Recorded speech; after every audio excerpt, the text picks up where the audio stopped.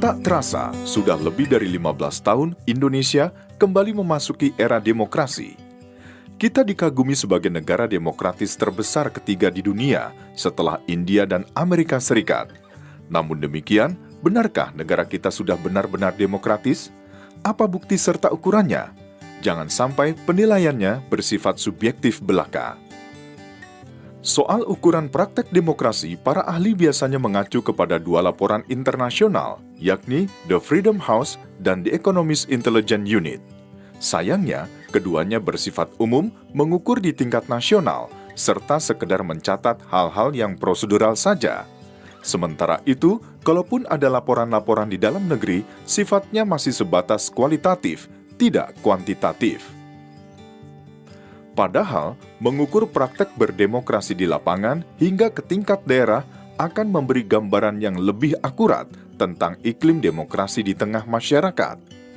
Bukan hanya negara yang harus menjalankan demokrasi, masyarakat juga harus berperilaku demokratis. Di negara sebesar dan seberagam Indonesia, kemajuan praktek demokrasi tidaklah merata. Pada tahun 2007, muncul inisiatif untuk membuat Indeks Demokrasi Indonesia atau IDI, yakni sebuah metodologi untuk mengukur praktek demokrasi melalui parameter-parameter yang khas Indonesia, yang mengacu kepada pelaksanaan dari nilai-nilai Pancasila. IDI bagaikan general check-up terhadap praktek demokrasi di Indonesia hingga ke tingkat provinsi.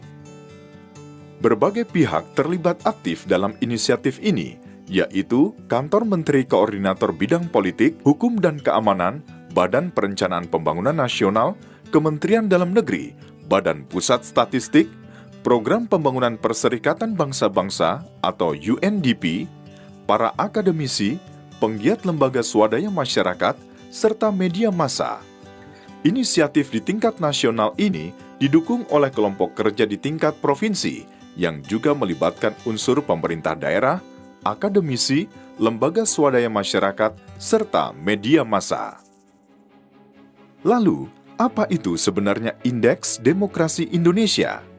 Indeks ini mengkuantifikasi praktek demokrasi di suatu provinsi dengan melihat 3 aspek utama dari demokrasi, yaitu soal implementasi kebebasan sipil, jaminan hak-hak politik, serta efektivitas dari lembaga-lembaga demokrasi. Masing-masing aspek memiliki beberapa variabel, dan masing-masing variabel memiliki indikator-indikator. Untuk aspek kebebasan sipil, terdapat 4 variabel yang diukur, yaitu kebebasan berkumpul dan berserikat, kebebasan berpendapat, kebebasan berkeyakinan, serta kebebasan dari diskriminasi.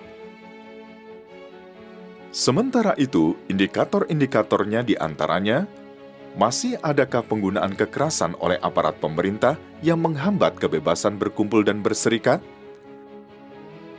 Masih adakah ancaman kekerasan oleh kelompok masyarakat yang menghambat kebebasan berpendapat? Lalu, masih adakah aturan tertulis yang mewajibkan masyarakat menjalankan agamanya? Dan, masih adakah tindakan pejabat yang diskriminatif dalam hal gender, etnis, atau terhadap kelompok rentan lainnya? Untuk aspek hak-hak politik, ada 2 variabel yang diukur, yaitu hak memilih dan dipilih, serta partisipasi politik dalam pengambilan keputusan dan pengawasan.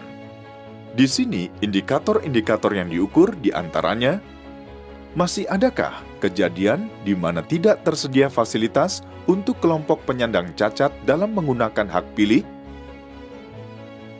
Dan seberapa aktif masyarakat mengadukan praktek penyelenggaraan pemerintah yang dianggap menyimpang? Terakhir, untuk aspek lembaga-lembaga demokrasi ada 5 variabel yang diukur, yaitu pemilu yang bebas dan adil, peran Dewan Perwakilan Rakyat Daerah, peran partai politik, peran birokrasi, serta peran peradilan yang independen. Di sini, indikator-indikator yang diukur diantaranya, masih adakah kejadian atau laporan tentang kecurangan dalam penghitungan suara, seberapa aktif DPRD membuat peraturan daerah atas inisiatifnya sendiri? Ada atau tidakkah kegiatan kaderisasi oleh partai politik? Lalu, masih adakah laporan keterlibatan pegawai negeri sipil dalam kegiatan partai politik di saat pemilihan umum? Dan masih banyakkah keputusan hakim yang kontroversial? Secara total, ada 28 indikator praktek demokrasi yang diukur. Lalu, dari mana data-data untuk penilaian diperoleh? Di sepanjang tahun, tim dari Badan Pusat Statistik di daerah mengumpulkan berita-berita terkait aspek, variabel, serta indikator demokrasi dari koran. Sebulan sekali, berita-berita tersebut diverifikasi oleh kelompok kerja provinsi. Bila mana perlu, dilakukan cek lapangan, focus group discussion, atau pengumpulan data lainnya untuk mendapatkan gambaran yang lebih akurat tentang peristiwa-peristiwa terkait praktek demokrasi.